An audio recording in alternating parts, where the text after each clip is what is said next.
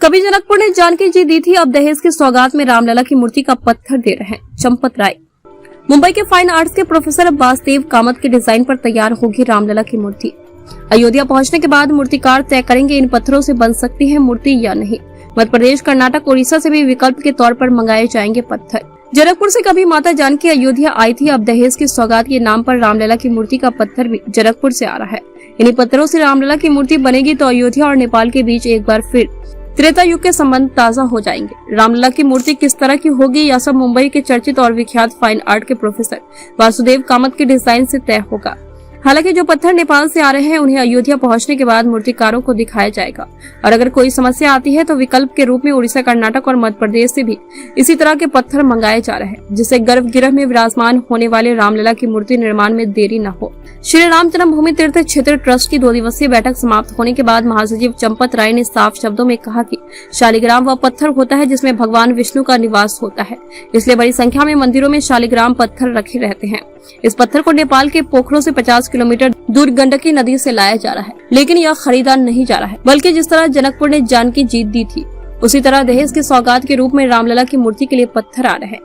नेपाल से लाया जा रहा है पत्थर। जब अयोध्या पहुंचेगा तो उस मूर्तिकारों को दिखाया जाएगा और उसके बाद मूर्तिकार इन पत्थरों का निरीक्षण करेंगे और यह बताएंगे कि इससे रामलला की मूर्ति तैयार की जा सकती है या नहीं। रामलला की मूर्ति निर्माण में देरी न हो, इसलिए कर्नाटक, उड़ीसा और मध्य प्रदेश से भी इस तरह के पत्थर मंगाए जा रहे हैं, जिससे रामलला की मूर्ति बनाने के लिए पत्थरों का विकल्प मौजूद रहे।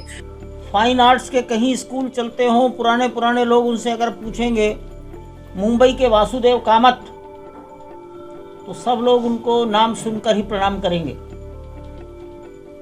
ऐसे देश के ख्यातिनाम चित्रकार वो हमारी बैठक के लिए यहाँ आए थे। विषय था गर्भगृह में रामलला की प्रतिमा का स्वरूप क्या हो। अनेक लोगों ने चित्र बनाकर भेजे, सब कंप्यूटर पर तुलनात्मक अध्ययन किया।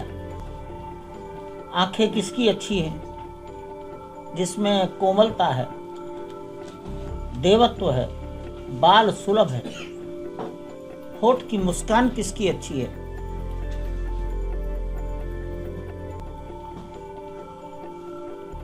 पांच वर्षीय बालक का पोस्चर कैसा है,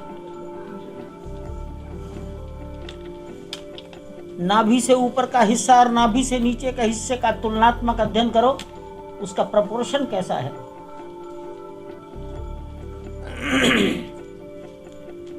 पैरों में खड़ाऊ होनी चाहिए कि नहीं होनी चाहिए,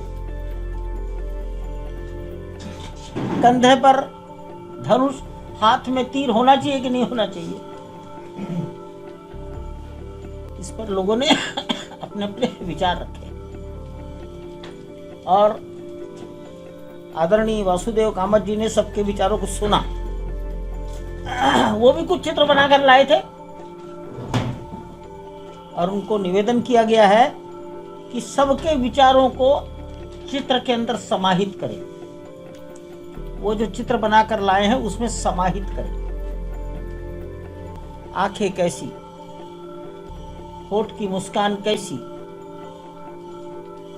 चेहरा कैसा, हाथ कितने बड़े, 5 वर्षीय बालक का शरीर का अनुपात कैसा। क्योंकि अयोध्या में कहीं भी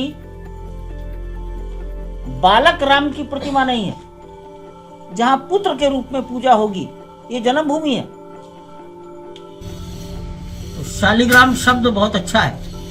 शालिग्राम का अर्थ है जिस पत्थर में भगवान विष्णु का निवास है। छोटा सा पत्थर भी शालिग्राम है। बड़े बड़े मंदिरों में 100 शालिग्राम रखे रहते हैं, उनकी पूजा होती है। तो वो तो काली गंडकी ये नेपाल में दामोदर कुंड से चलती है। पोखरा से भी 85 किलोमीटर ऊंचाई से नदी के तट से लाया गया है। लेकिन ये खरीदा नहीं गया है। नेपाल के संतों ने कहा हम अयोध्या को सौगात में देना चाहते हैं। कभी जनकपुर ने जानकी जी दी, अब जानकी जी के दहेज के रूप में ये सौगात देंगे। जनकपुर के जानकी मंदिर के महंत राम तपेश्वर दास जी महाराज ने नेपाल सरकार को निवेदन किया, नेपाल सरकार ने स्वीकार कर लिया। नेपाल में नवंबर में चुनाव हो गए, प्रधानमंत्री और पोखरा मुख्यमंत्री दोनों बदल गए। भगवान की कृपा ऐसी रही, दोनों ने फिर स्वीकार कर लिया। सरकार ने पत्थर उठाया और राम तपेश्वर दास जी को भेज दिया।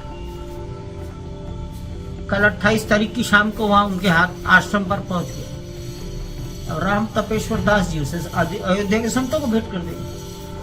उत्तर प्रदेश में जब आएगा तब मूर्ति रचना करने वालों को दिखाया जाएगा। जब वो सब देख लेंगे तब आगे बात बढ़ेगी। लेकिन भारत में कहां कहां इस प्रकार के पत्थर उपलब्ध है वो सब भी मंगाए जा रहे हैं। ऐसा जरूरी नहीं है कि जिस पत्थर को एक बार ले आए उसमें मूर्ति बन ही जाएगी। वो तो जब उस पर टांकी लगेगी तब मूर्तिकार बताएगा इसमें बन सकता है कि नहीं बन सकता।